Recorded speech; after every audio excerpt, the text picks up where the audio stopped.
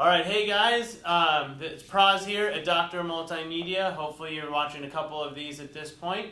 We're doing another daily video just covering different topics of digital marketing for doctors. There's so much information or misinformation or technical verbiage that so many doctors tell me on a daily basis, like, oh, I don't understand that stuff, or I don't really know, you're the tech expert, I don't know what's going on here. And I kind of chuckle because the things that you guys do know and understand are so much more complicated than the topics that we're talking about, but it's just that lack of familiarity or maybe the lack of definition that leaves a lot of doctors thinking like, oh, I don't want to deal with that, which in turn actually does a lot of damage for you all as business owners because it takes away some of the basic metrics that we all use on our side of the equation just to evaluate performance, understand what's going on. So that really brings us to kind of the first question. I was walking around the office saying, hey, name a digital marketing topic. What should I talk about today? What are you guys dealing with? And Mark had the great suggestion of, okay, how do you evaluate the performance of your website? You might have a website that looks good, like we've talked about, looks custom, but how do you know if it's a good website or not? How do you know if it's doing well? How do you know if it's doing better this year than last year? And if you were watching our SEO video yesterday or the day before, then you know that one of the most important components of SEO is traffic, and I alluded to being able to measure traffic. Well, how do you do that? You know, where do the numbers come from?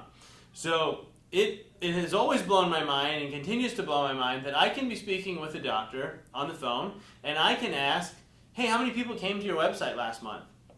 And they have no idea. And not only do they have no idea, it's as if they never even thought about this as a piece of information that they could or should have. So when you're a Dr. Multimedia client, no matter what you do with us, the one thing you can count on is every week, the first week of the month, you're going to get a report answering that question for you, telling you exactly how many people came to your website, what they did while they were there, all sorts of useful information. And you know, we've distilled down all the analytics into a one-page summarized report translated into basic English so that we think that that's what doctors would find the most important and the most appealing because we know you're not looking at it for more than about 15 to 30 seconds and just tracking some basic trends. So when we send those reports, even the translated version, I still get back the question, hey, what does any of this stuff mean? And so I'm regularly on the phone breaking down the analytics report. So I thought, why not today? Let's just do a basic explanation for everybody as to how to read Google Analytics, whether it's our report or whether it's not. So there's a couple basic concepts that's really important and some terminology that's a little peculiar that you want to familiarize yourself with. So when the first thing that you look at when it comes to website traffic is visits. You know, how many people visited the website? How many visits? Basically, how many times did someone click on the website and land there and look at it? So in our reports, this is literally called visits. Now, it's a basic idea. We're just going to measure every time the website was accessed, and you're going to get a number, 500, 1,000, 1,500. It's going to be visits. Now, the important thing to keep in mind with just visits is that if I come to your website today and I go to it tomorrow and I go to it next week, that's 3 different visits. So while that's really useful to know, we also want to discern the fact that I'm the same person visiting 3 times. So there are regular visits and then there are what we call unique visits. So a unique visit would be, even a unique visitor, I should say, would be that even though I came to your website 3 times, I'm still just one person. So that would count as 3 visits, but I'm only one unique visitor to the website. So it's important to look at both numbers. So at the end of the month, you can sit down and say, all right, how many visits did I have? Let's say it was 1,000. How many unique visitors did I have? Let's say 700. So 700 different people showed up to the website during the month, but anyone showed up to the website 1,000 different times. So just if you're doing rough math, a very basic explanation, 300 of those visits were repeat visitors, meaning they already came once and they've come again.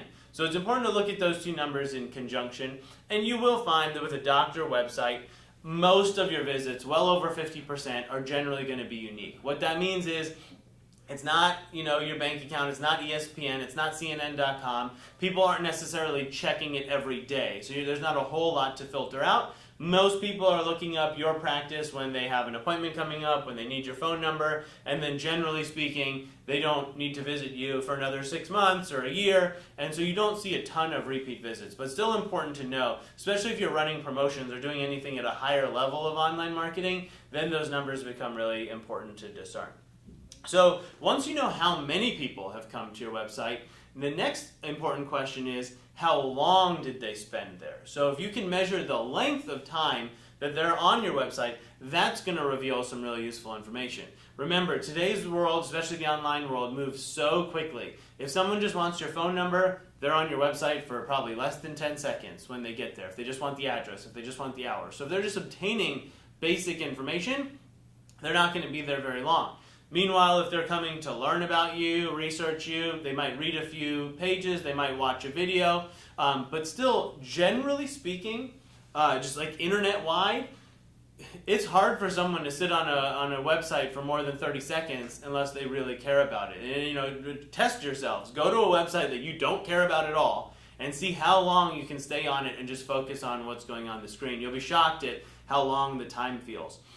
I'd say looking at our doctor websites, average seems to be about a minute. So I think we get a little more attention than just an average internet. But I think that in general, you're only going to get about a minute or two. So that really helps frame the website conversation, because some of our doctors spend months agonizing over every detail, every picture, every word on the website. If we try to put in the back of their head that if you realize that people are only there for a minute, they're not seeing most of the stuff on your website. And then when you factor in the mobile phones, that a lot of people are accessing it from there, not only are they not looking, can't even physically see most of it on the website. So it really helps reframe what's important and what's not, and how those first couple moments are so effective. So you're looking at the length of the visit. Is that increasing? What's the average? What are the trends over time? Really important number to keep in mind. Now the next part you want to look at is the where did they go? So what was the destination page of the website? Now on almost any website you're going to find that the vast majority of traffic goes to the homepage. Almost alarmingly so. So if we were just pulling up a general report of about 700 visits, I would expect somewhere from 500 to 600 of those visits to be just to the homepage. So again, in the world of short attention spans, people are not clicking around, investigating, reading, and researching like you think they might, digging through your services. They're literally coming to the homepage, finding what they need, and moving on. And so if you're not a Dr. Multimedia client, we preach that everything someone might want should be on your homepage, so they can scroll up, scroll down, find it, and move on. If you bury it 1 or 2 or 3 clicks below, you run the risk that they will never get there, because most people are just coming to the webpage. Now, the second most visited page is going to be your About Us page, or your Our Team, or your Our Doctors page. It's going to pale in comparison to the homepage. If we said 500 people came to the homepage, I would estimate that 50 or less at second place come to the Our Team page. But it is the second most visited page, because people want to know who their doctor is, who are the people that are going to be treating them. They want to see pictures. They want to have some way of identifying or relating to you and figuring out that, hey, this is my doctor. I think this could be my doctor. I want that person to treat me. So that's going to be your second most important page. So knowing where people are going on your website, really going to dictate some of your marketing decisions. And if you see another page pop up, if a page that's not the About Us page is number 2, you should really look at that and understand, okay, why are people coming here? Did I have a great social media post? Did my blog entry really hit this month? What was it that caused people to go there? Because they're not naturally going to go there on their own. And every now and then you can find some gold of something you put out that was really effective. Now the other question would be, where did they come from? So we know where they were going. How did they wind up on your site? So generally speaking, you're going to see Google at the top. If we're talking about 700 visits, I would ballpark 400 to 500 of them coming from Google, meaning someone searched for something that led to your webpage, even if it was searching for you. Now another small percentage is going to be what we call direct visits. What that means is they literally opened up the internet, typed in your website, right? They typed in drmultimedia.com, and that's how they wound up on your webpage. But even still, a lot of people would just go to Google, type Dr. Multimedia, then click on drmultimedia.com. So you're going to see direct. Then after that, you might see some combination of Facebook, Yelp, social media, maybe a directory or a listing. but by and large, those are going to be a very small percentage compared to your direct visits and Google. So the reason I point that out to doctors is, well, when all these companies call you, if Bing calls you and tries to sell you Google ads, pull up your analytics. If only 2% of your traffic came from Bing and 60 of it came from Google, you kind of have the answers where you should be investing your dollars. But what we find more alarming is that most doctors don't even have that information, and so when Bing or Yelp calls them up and asks for money, you have no way of evaluating if this is a good use of your money or not, because you're not looking at the original data.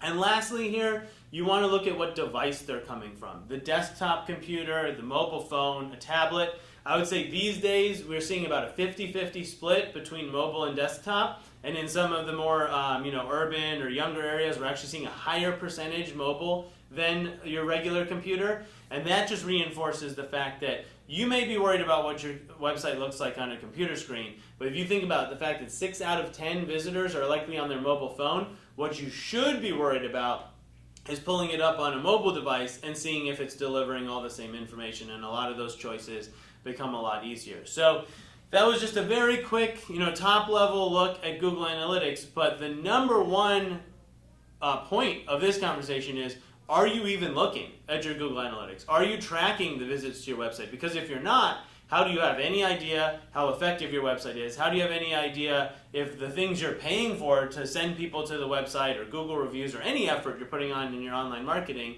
is it paying out? And you're never going to know if you aren't tracking it in some qualitative way that you can compare month over month. Now, once you look, that's where hopefully the rest of the video helped you out to understand what these terms are, why they're important, maybe what some average benchmarks are. And please, if you have any follow-up questions, leave them in the comments below. Facebook, feel free to throw them at us, send them to us via email, call in to Dr. Multimedia.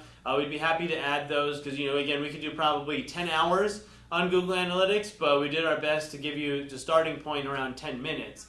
So if you have any other questions, send them in. If you didn't catch the beginning, I'm Praz Murthy, the CFO and one of the founders of Dr. Multimedia, hoping to give away some free content that helps a couple of you doctors out there. And until next time, thanks for watching, guys.